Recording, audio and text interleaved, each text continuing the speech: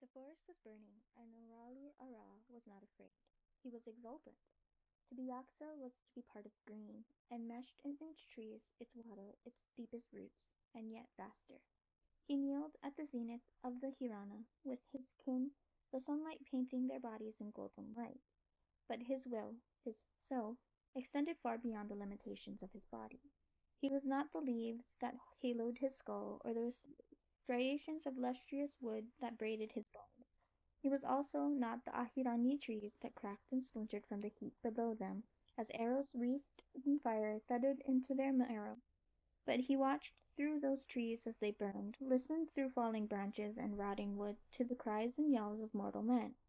The heaving Parijatvipan armies swarmed helplessly on Ahiranya's border, as faceless and insignificant as ants.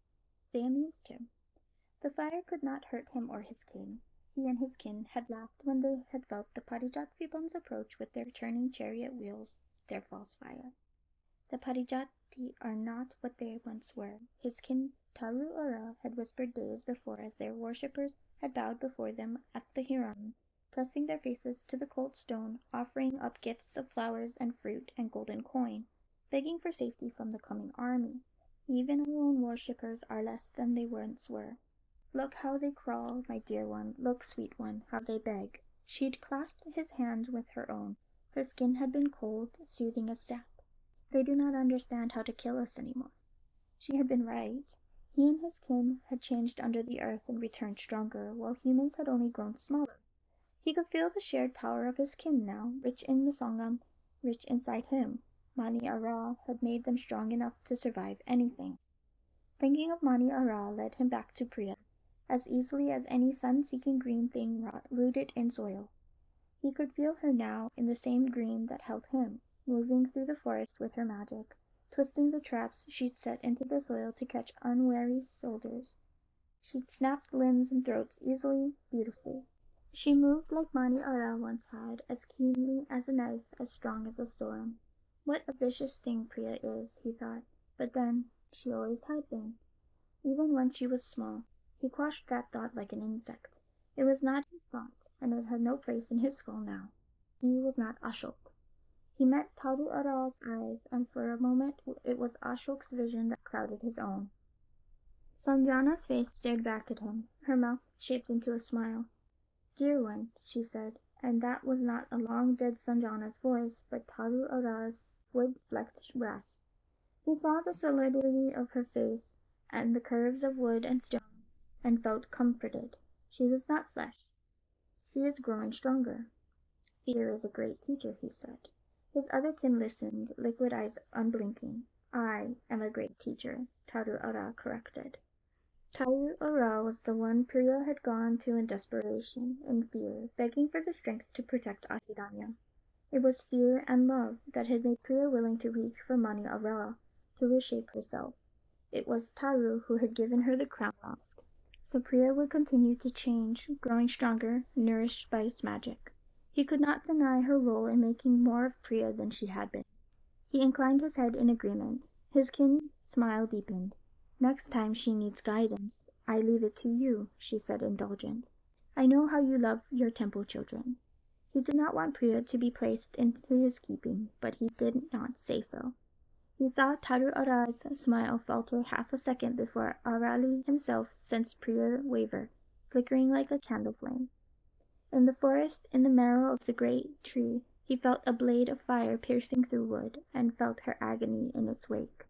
The blade sank deep into the tree, and Priya's presence among the trees extinguished, returning to the embrace of the Sangam. Something akin to a heart clenched its roots, thick veins in his chest pulsing with sluggish sap. She is still too weak, too human. More arrows thudded into the trees as Parijat's soldiers raced into the forest, hacking through the green as they went. Waiting Ahirani warriors were caught under their blades. Blood reddened the soil, drowning it in its richness. His kin in their circle hissed displeasure, rage unfolding inside them alongside his own.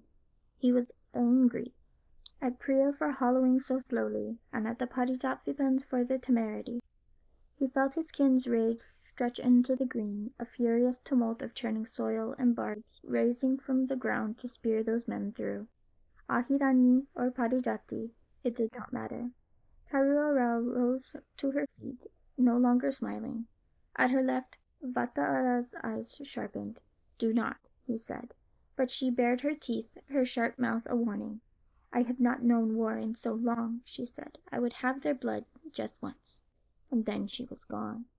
She was not the only one who fled. He did not intend to, no.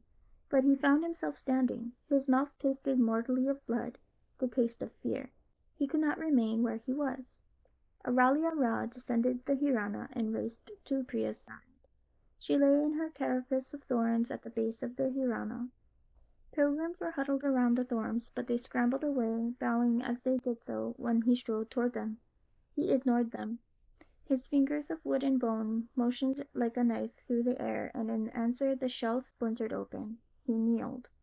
Her eyes were shut. She did not react when he clasped her shoulders, lifting her upper body from the ground beneath her to rest in his lap. She was not sleeping, not dreaming. Her soul was safe in the Sangam, cradled by cosmic waters. He had known she was, but he could not help but press a hand to her torso. She had believed for a moment that she was the tree, that her body had been stabbed through, and he half believed it himself. He knew what it was like to be human, the pain of it, the fragility of flesh. The skin beneath his hand was unharmed. He looked at her face, her closed eyes. "If she looks at me," a voice in his mind whispered, "I will remember what it means to be flesh." Horror wrapped itself in tendrils through him. He had not been near Priya since the time beneath the Hirana, when she had kneeled and prayed and splintered, seeking Mani Ara. And this was why he had avoided her in truth. She made something mortal rear up in him. For a moment he had believed himself to be Ashok. He had laughed and hated as Ashok did, had acted with Ashok's interests. He had spent Bhumika away as Ashok, gifted with her knowledge, in a desperate attempt to hold those last threads of humanity. He knew now what he truly was, but he still saw the mortal faces of his kin, and felt Ashok whisper in his skull. He feared what festered within him still. But he could not avoid his responsibilities to Priya, or to his kin. She would need to be taught. She would need to grow stronger than her pitiful mortality. She was the temple elder, their only temple elder, and Mani Ara's beloved. For his kin he would reduce her to nothing but her worship and her bones. The remnants of Ashok still lingered. Within him faded once more. He laid Priya back down upon the grass, stood and turned, following the path Taru Ara had walked toward dark trees and golden fire.